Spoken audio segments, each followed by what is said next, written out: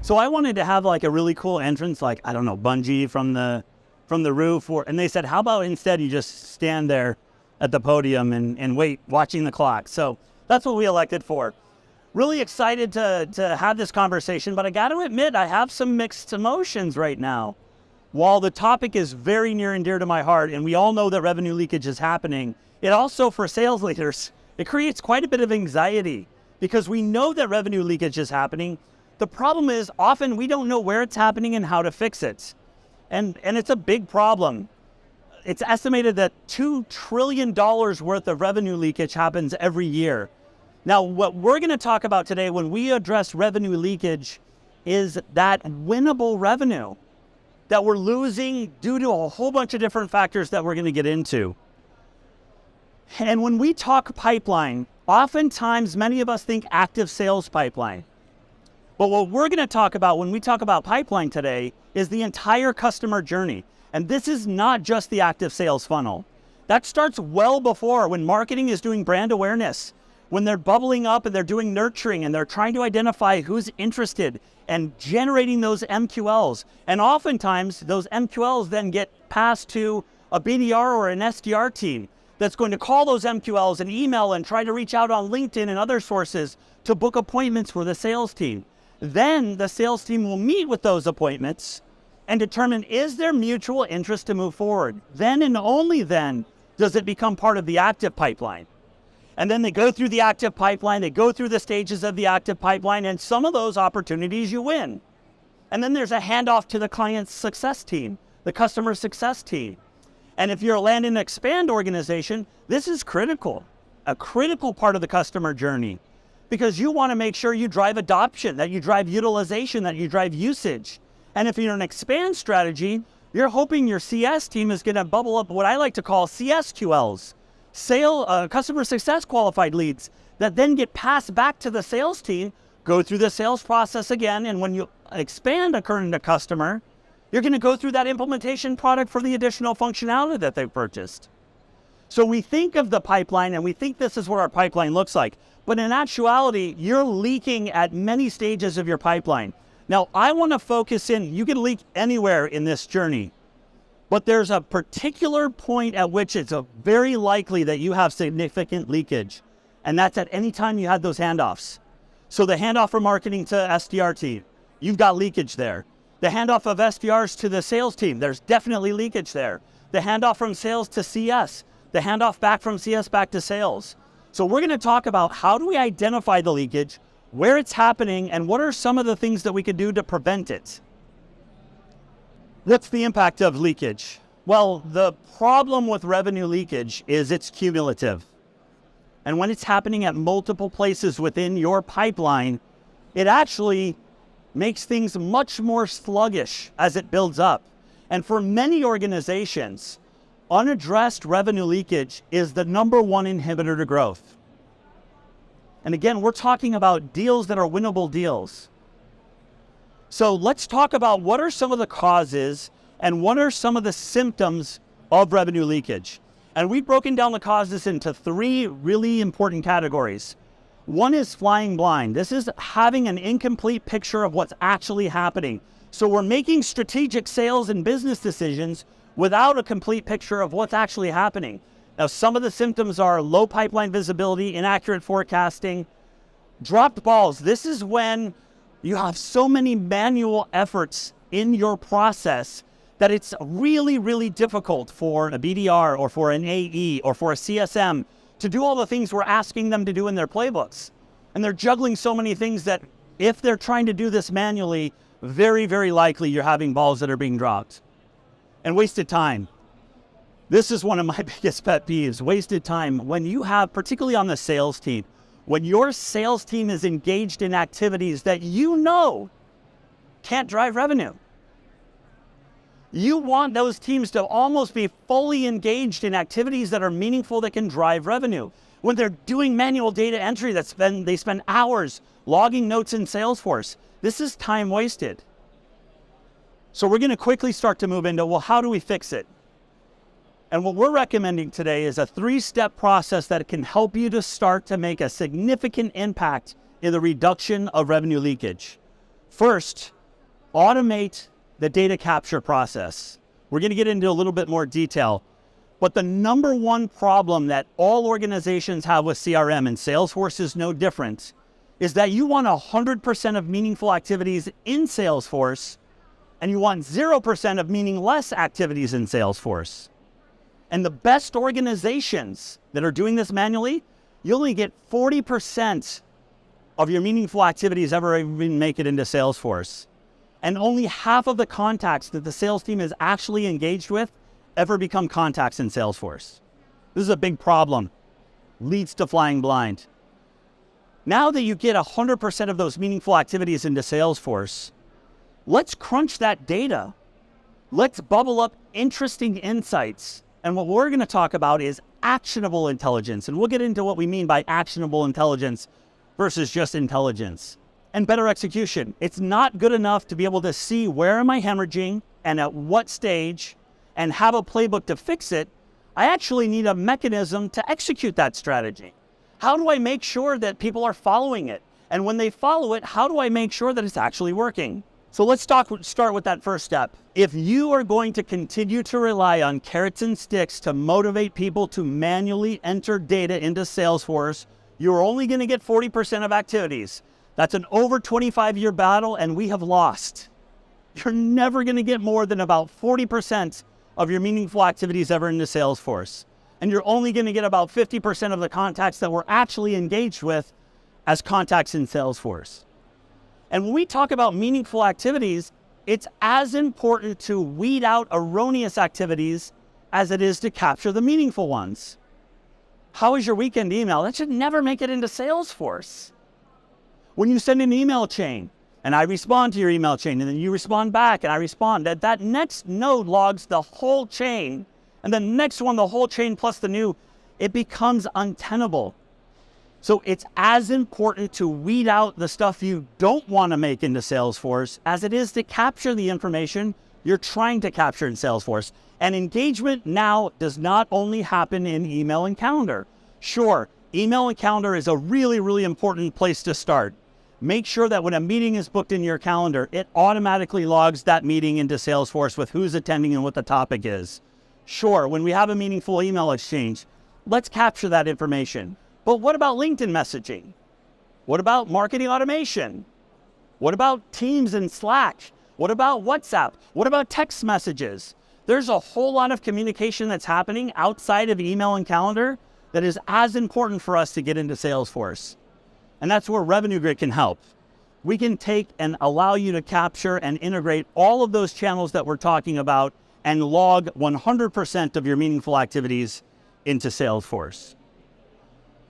Now, this is one that I love because it's not just about spotting what we talked about before was spotting those visible leaks. I can see in a calendar item that there was 5 people in that invite, but only 1 person is in Salesforce. That's a visible leak. It's clear to see. But we can actually now use AI to uncover invisible leaks, things that are happening that you might not be obviously aware of. And this is that actionable data, that actionable intelligence we're talking about. Let me give you one example. Let's say in your sales process, when you've analyzed your won deals, you have found that every time you've won, you've been engaged with no fewer than 5 people from a target company. But in Salesforce, you've got a deal at 75% forecasted for the quarter where the sales rep is only engaged with 1 person. Let's bubble up that insight. That's actionable. We can do something with it.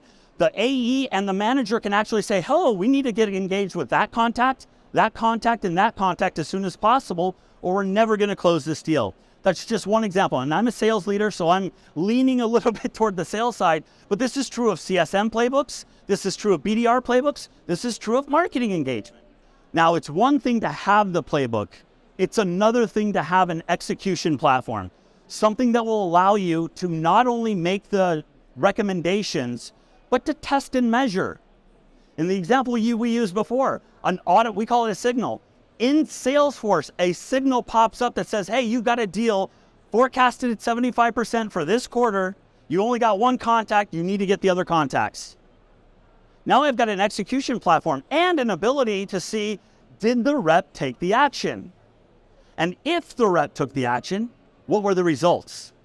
Because sometimes we'll make recommendations that don't actually work, and that's why the reps aren't taking the action.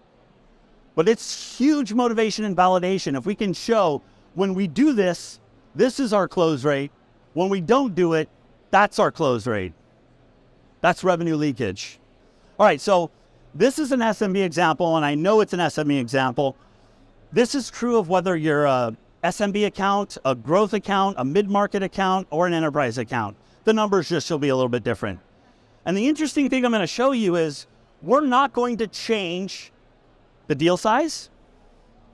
We're not going to change the sales cycle, and we're not going to change the volume of leads. And the impact to just a 5% improvement, or to look at it the other way, reducing leakage in those 5 areas by just 5%, not 5 percentage points, 5%. In this example, it was a $2.3 million difference with no more leads, no shorter sales cycle, and no larger average deal size. And I would argue when you start to plug those gaps, all 3 of those critical metrics are going to go in the positive direction.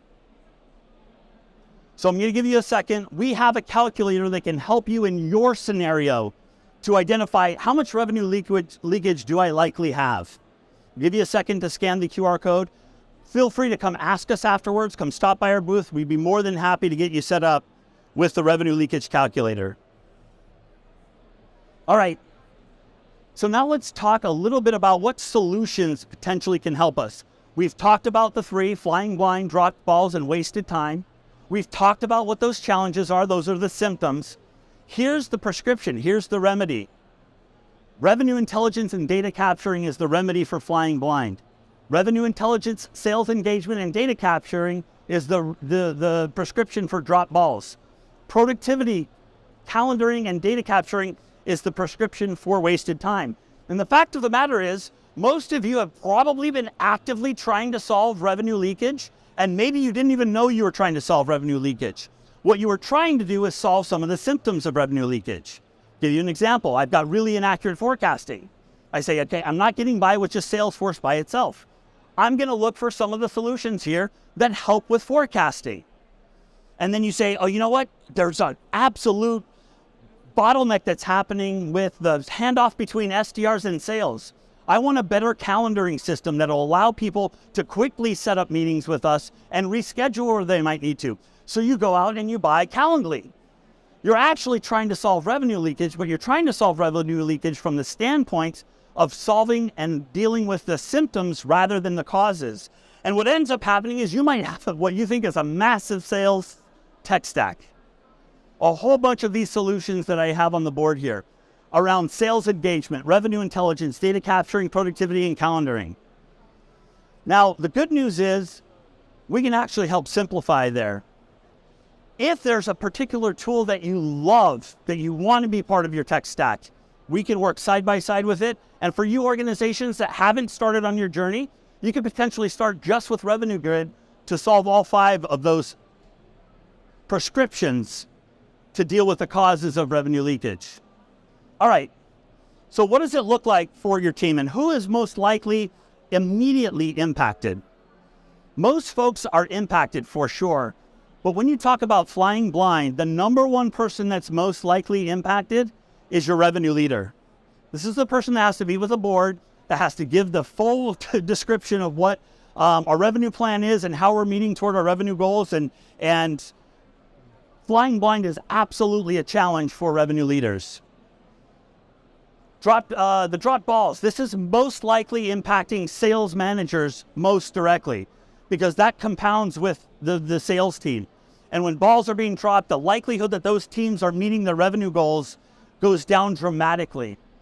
Wasted time is most likely immediately impacting, it certainly impacts across the chain, but immediately impacting frontline producers, CSMs, BDRs or SDRs, AEs.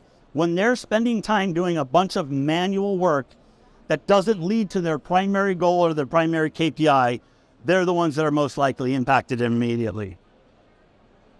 So I just want to talk a few minutes about a real example that we've worked with. Great customer of ours. This is Slalom.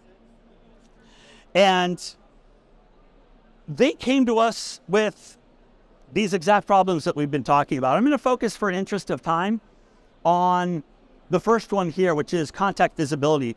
So one challenge that they knew they were having, this is the visible leakage that we were talking about, is they would open up emails and they would see multiple contacts that were never in CRM.